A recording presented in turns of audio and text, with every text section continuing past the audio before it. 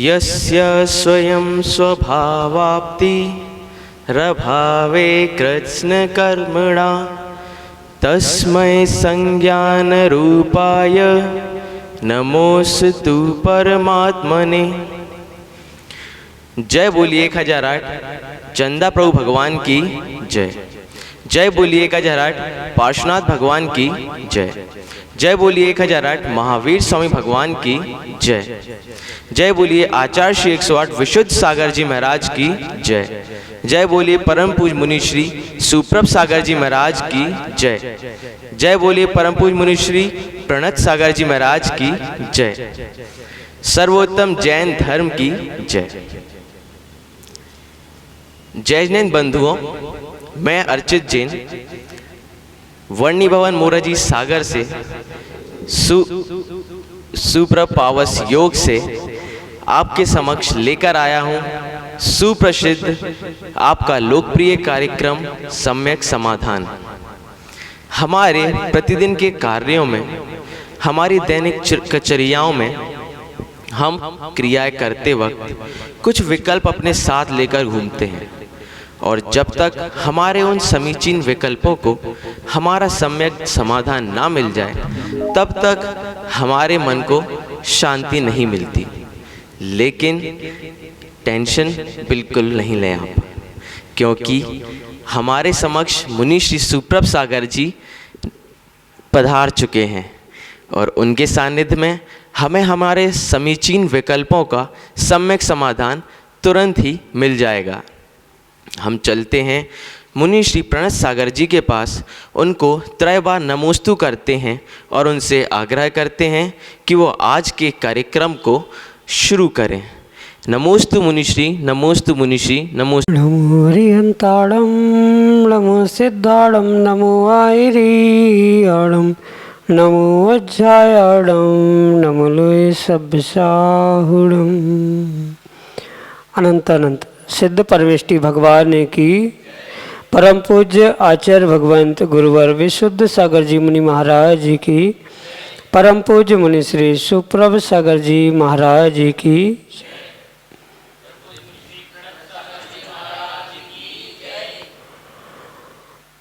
जीवन की उदासीनता का एकमात्र कारण विकल्पों की प्रचुरता, और जहाँ पर प्रचुर विकल्प हैं वहाँ पर प्रचंड दुख है। और उस प्रचंड दुख से बचने का एकमात्र साधन है अपने उन विकल्पों को समीचीनता प्रदान करना, क्योंकि जब तक विकल्प में समीचीनता नहीं है तब तक वह विकल्प कल्याण के मार्ग का कारण नहीं बन सकता। और यदि उस समीचीन विकल्प का सम्यक समाधान किसी निर्ग्रंथ गुरु के मुखारविंद से प्राप्त हो जाए तो निश्चित ही वह हमारे लिए अंतरंग की शांति का कारण बन जाता है। वह अंतरंग की शांति की प्राप्ति का एकमात्र उपाय समीचीन विकल्पों का सम्यक समाधान, जो कि हमें प्रतिदिन प्राप्त हो रहा है परम पूज्य मुनि श्री सुप्रभ सागर जी महाराज के मुखारविंद से। प्रारंभ करते हैं आज का सम्यक समाधान। और आज का पहला विकल्प बरेली उत्तर प्रदेश से सुमन जैन परम पूज्य मुनि श्री के चरणों में बारंबार नमोस्तु निवेदित करते हुए कह रहे हैं कि महाराज जी तत्वार्थ सूत्र में उत्पाद व्यय द्रव्य युक्तम सत द्रव्य का लक्षण बताते हुए इस सूत्र में तीनों को द्रव्य की पर्याय बताया है। दूसरा सूत्र जिसमें गुण पर्यायवत द्रव्यम, गुण और पर्याय वाला द्रव्य है, इसमें ध्रुव को गुण बताया है। ऊपर वाले सूत्र में ध्रुव को पर्याय बताया है। तो मेरा समीचीन प्रश्न यह है कि ध्रुव कहीं गुण कहीं पर्याय बताया है। सिद्ध पर्याय भी तो ध्रुव पर्याय है। सिद्ध पर्याय तो प्रदेशत्व गुण के स्वभाव व्यंजन पर्याय है। ध्रुव सर्वथा ध्रुव नहीं रहता, कथनचित पर्याय है। आप इस ध्रुव को लौकिक दृष्टांत के माध्यम से हमें समझाने की अनुकंपा करें। नमोस्तु महाराज जी, नमोस्तु। ओम नमः सिद्धम। परम पूज्य आचार्य भगवान गुरुवर विशुद्ध सागर जी महाराज जी की, परम पूज्य मुनि श्री सुप्रभ सागर जी महाराज जी की। तत्वार्थ सूत्र में आचार्य भगवान ने जो उत्पाद व द्रव्य सत सत द्रव्य लक्षणम और गुण पर्याय द्रव्यम आदि सूत्र दिए हैं। उन सूत्रों के साथ साथ आचार्य भगवंत के अभिप्राय आशय को भी समझने की आवश्यकता है।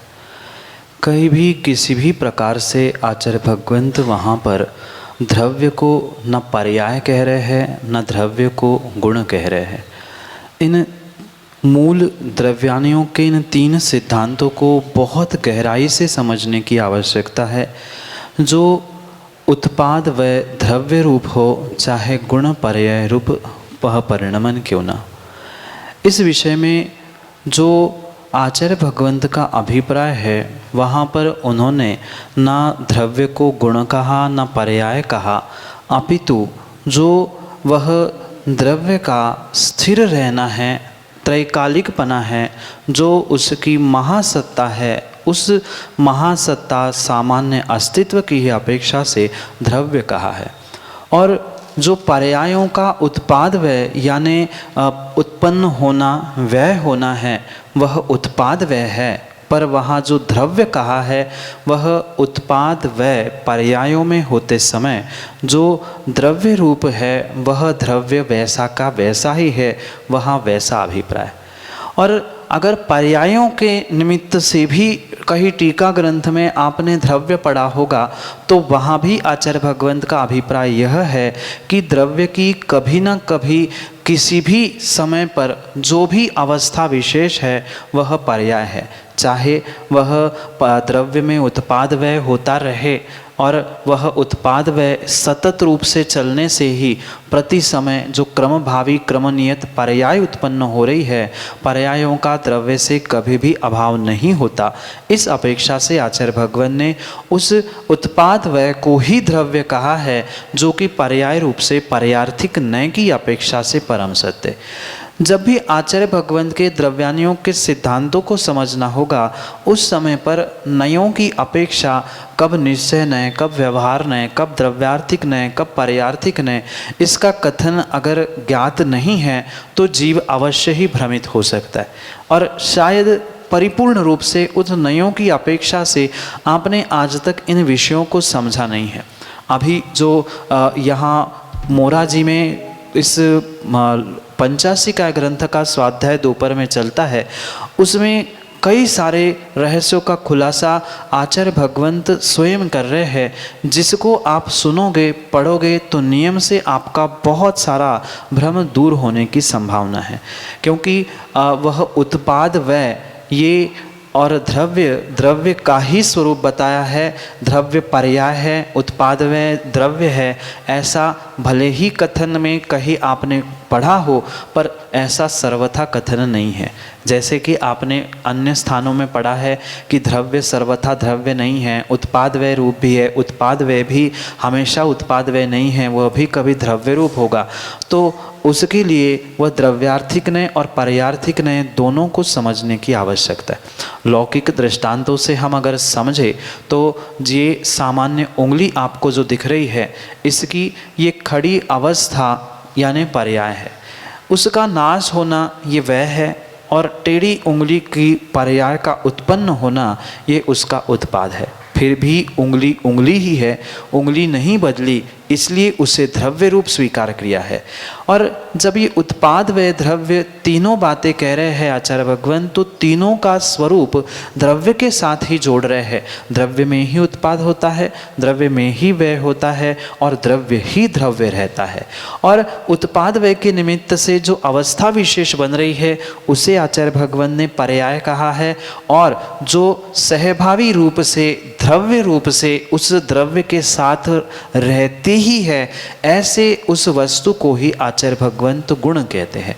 पर्याय भी रहती है, पर पर्याय क्रमभावी यानी एक के बाद एक होती है, गुण सहभावी होते हैं, इसलिए उस द्रव्य और गुण पर्यायों से युक्त ही वह द्रव्य उत्पाद व द्रव्य स्वरूप होता है। कथनचित वह गुण कभी भी जीव का ज्ञान दर्शन स्वरूप है, वो नहीं बदलता। अग्नि की उष्णता रूप गुण है, वो नहीं बदलता। शक्कर की मिठास रूप गुण है, वो नहीं बदलता।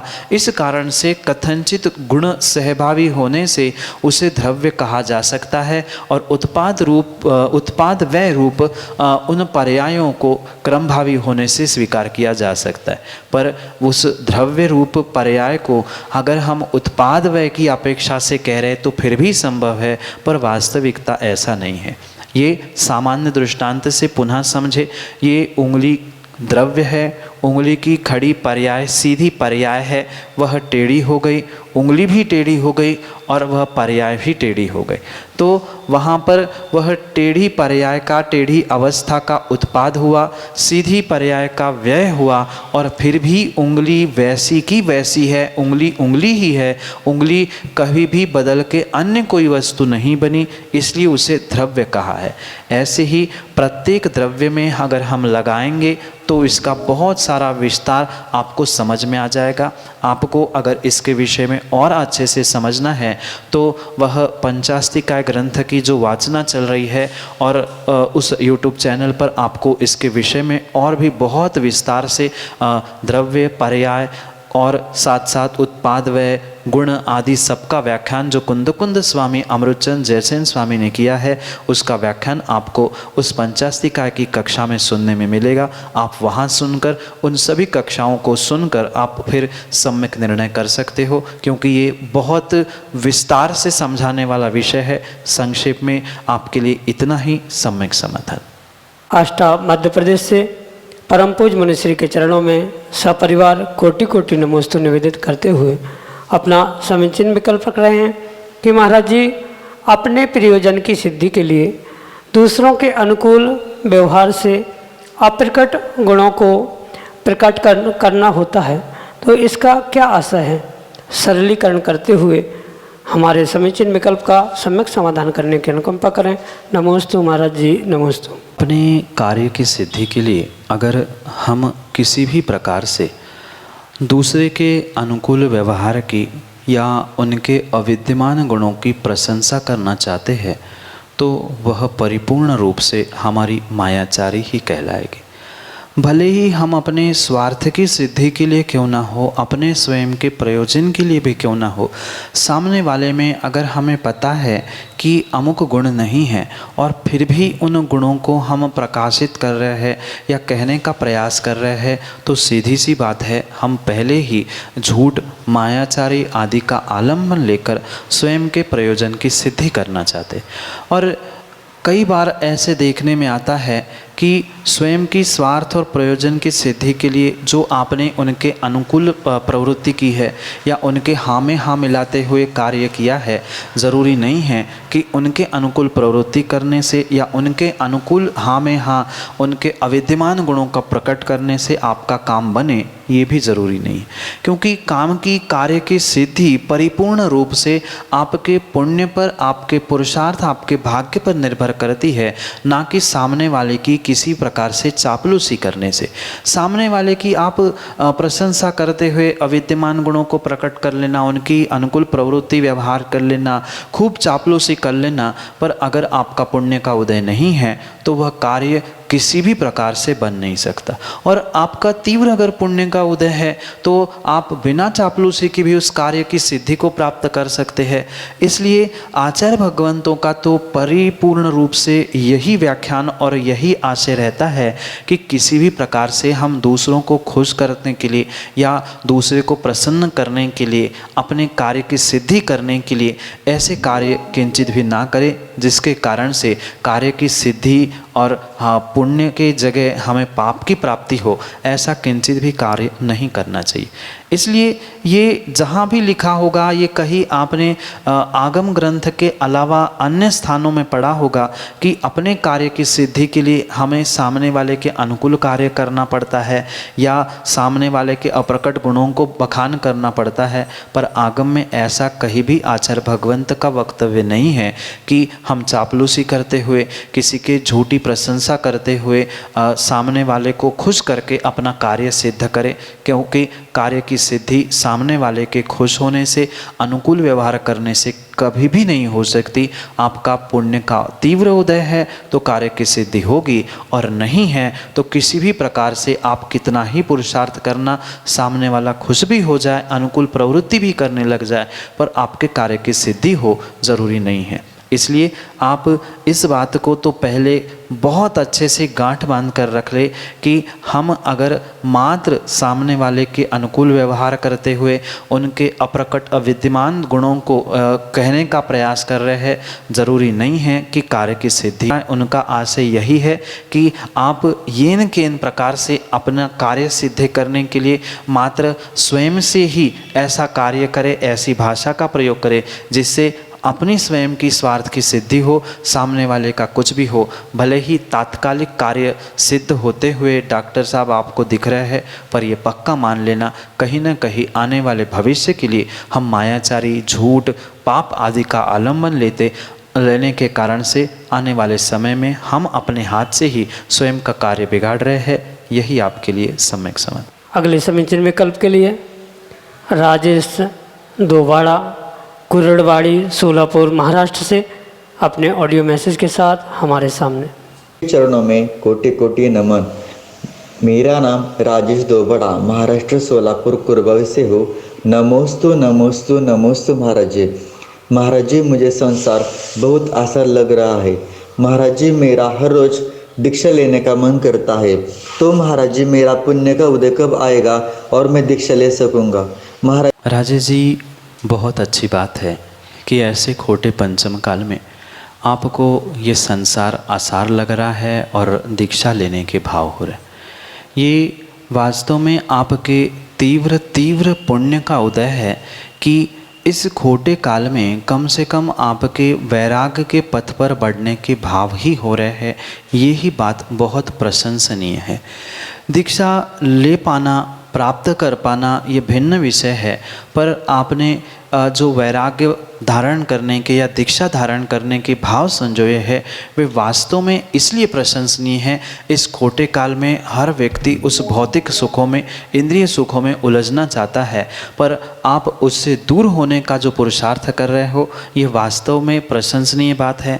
और आपसे तो मैं यही कहना चाहता हूँ कि जो भाव आपके बन रहे हैं, मात्र वह भाव बन के ना रहे, उसके विषय में आप प्रतिदिन चिंतन करें, भावना भाए कि किस प्रकार से हम उस वैराग्य के पथ पर आगे बढ़ सकते हैं और किस प्रकार से हम अपने जीवन में वह दीक्षा धारण करते हुए अपना कल्याण कर सकते हैं। इसका निर्णय स्वयं को आपको करना है। और बहुत अच्छी बात है, अगर आपके कई दिनों से ऐसे परिणाम हो रहे हैं, भाव बन ही रहे हैं, तो आप किसी निर्ग्रंथ गुरु के पास पहुंचकर, मुनिराज के पास पहुंचकर साक्षात अगर उनके साथ कुछ समय, कुछ दिन व्यतीत करने का पुरुषार्थ करोगे, तो आपको स्वयं को स्वयं से ही समझ में आ जाएगा कि क्या वास्तव में मैं दीक्षा लेने के लिए पात्र हूँ, ले सकता हूँ कि नहीं ले सकता हूँ।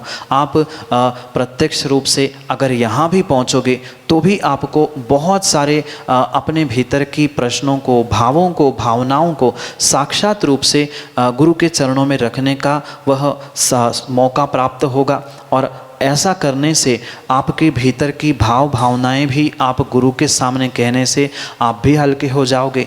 गुरु किस प्रकार से, क्या अनुभव से क्या समझाता है, उसे समझ के आप अगर पक्का निर्णय कर लोगे कि हमें वास्तव में उस वैराग्य के मार्ग पर बढ़कर दीक्षा लेनी है कि नहीं लेनी है, मैं दीक्षा लेने के पात्र हूँ कि नहीं, आदि सब परीक्षा स्वयं की आप गुरु के चरणों में पहुँच कर सकते हो। इसलिए बहुत अच्छी बात है कि आप साक्षात गुरु के पास पहुँचे। आप चाहे यहाँ भी पहुँचो, यहाँ भी आपको सामने बैठकर प्रत्यक्ष रूप से और अच्छा निराकरण और मार्गदर्शन मिल सकता है, क्योंकि अल्प समय में कितना मार्गदर्शन क्या हो सकता है, साक्षात प्रत्यक्ष मिलेंगे तो और भी बहुत कुछ मार्गदर्शन जीवन के कल्याण के लिए आपके लिए प्राप्त हो सकता है। इसलिए सुबह से शीघ्र शुभ कार्यों में देर नहीं करनी चाहिए, क्योंकि ऐसे खोटे काल में वैराग्य के भाव उत्पन्न होना ये बहुत विरले ही जीवों का पुण्य होता है और वह बहुत अल्प काल के लिए हो सकता है। इसलिए जब आपके तीव्र वैराग्य के भाव हो ही रहे हैं तो आप शीघ्र ही गुरु चरणों में पहुँचे।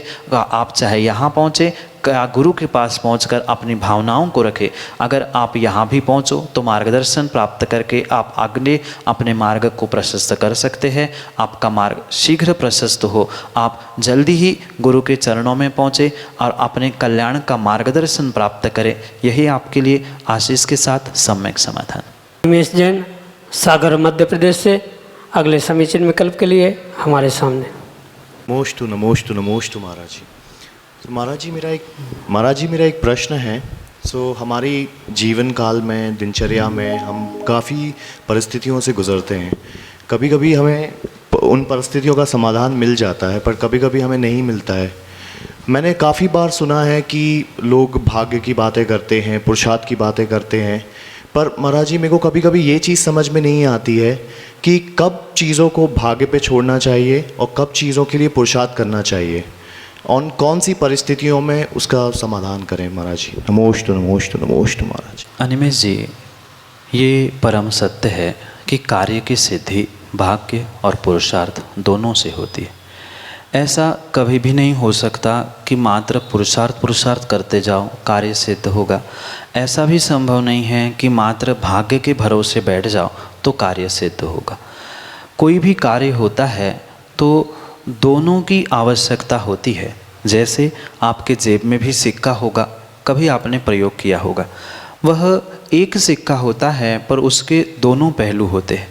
हमें किस समय पर किस सिक्के के कौन से पहलू को सामने लाना है, ये निर्णय व्यक्ति का व्यक्तिगत हुआ करता है और वह परिपूर्ण रूप से परिस्थिति को सामने रखते हुए ही निर्णय करने योग्य होता है। पर इसका मतलब ये नहीं है कि हमने कभी भाग्य की मुख्यता से बात की तो पुरुषार्थ का अभाव नहीं हुआ, या कभी पुरुषार्थ की बात की है तो वह भाग्य को, पुण्य को गौण नहीं किया या दूर नहीं किया। ये जैसे एक सिक्का कभी हेड रूप कभी टेल रूप आगे पीछे हुआ करता है, ऐसे ही जीवन के ये दोनों कार्य है। क्योंकि ताली भी जब बजती है तो दोनों हाथों की आवश्यकता है, साइकिल चलती है तो दोनों पैडल की आवश्यकता होती है, वह सिक्का भी चलता है तो दोनों बाजू की आवश्यकता होती है। ऐसे जीवन भी चलता है तो दोनों की आवश्यकता है, एक भाग्य और एक पुरुषार्थ। जब हम बहुत सारी मेहनत करने के बाद, पुरुषार्थ करने के बाद भी जब हमें सामने फल अपने अनुकूल नहीं दिखता, तब हमें सोचना चाहिए कि ठीक है वह हमारे भाग्य में नहीं होगा।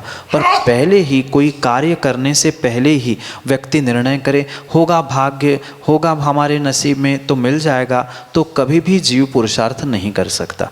ये भाग्य पे हमें उन्हीं परिस्थितियों को छोड़ना होगा जिन परिस्थितियों में हमने प्रबल पुरुषार्थ, प्रबल मेहनत करने के बाद भी अगर हमें फल नहीं मिला या हमारे अनुकूल कार्य नहीं हो रहा, परिस्थिति हमारे अनुकूल नहीं हो रही, फिर हम निर्णय करें हमने पुरुषार्थ किया, हमने समय दिया, अब हमें रिजल्ट नहीं मिल रहा है, तो हम निर्णय करें हाँ ये मेरे प्रतिकूल भाग्य का ही फल है कि मेरा पुण्य का उदय नहीं है। पर अगर कार्य प्रारंभ करने से पहले ही हम सोचे हमारा पुण्य ही नहीं है, भाग्य में है कि नहीं है, तो कभी भी कार्य सिद्ध हो ही नहीं सकता।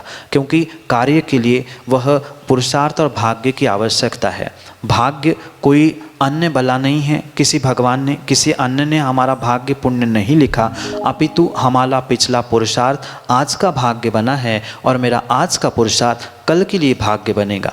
इसलिए वह सतत पुरुषार्थ करते रहना चाहिए। हमारे भाग्य में ऐसा ही शायद लिखा हो अनिमेश भाई कि आप 2 साल मेहनत करके बाद आपको फल मिलना है और आपने 1 महीने 1 साल बाद ही निर्णय किया कि अब मेरा भाग्य नहीं है, पुरुषार्थ नहीं करूँगा, तो वह कार्यकारी नहीं है। सतत अभ्यास सतत पुरुषार्थ से हमारा वह भाग्य भी परिवर्तित होता है, क्योंकि पुरुषार्थ से ही भाग्य बनता है और भाग्य भी कथनचित पुरुषार्थ के लिए सहयोगी बनता है। इसलिए जब विषमता हो, कार्य सिद्ध ना हो, पुरुषार्थ करने के बाद फिर लंबे समय बाद हम निर्णय करें, पर पहले ही भाग्य के भरोसे छोड़कर जिंदगी कभी भी पार नहीं हो सकती। इसलिए पहले पुरुषार्थ पुरुषार्थ पुरुषार्थ और फिर बहुत संक्षेप में वह अंत में भाग्य पर निर्भर करें तो ही हम कार्य कर सकते हैं। यही आपके लिए सम्यक समाधान। महेंद्र कुमार जैन, चिरगांव, झांसी, उत्तर प्रदेश से अगले समीचीन विकल्प के साथ हमारे सामने। नमोस्तु गुरुदेव, नमोस्तु गुरुदेव, नमोस्तु गुरुदेव।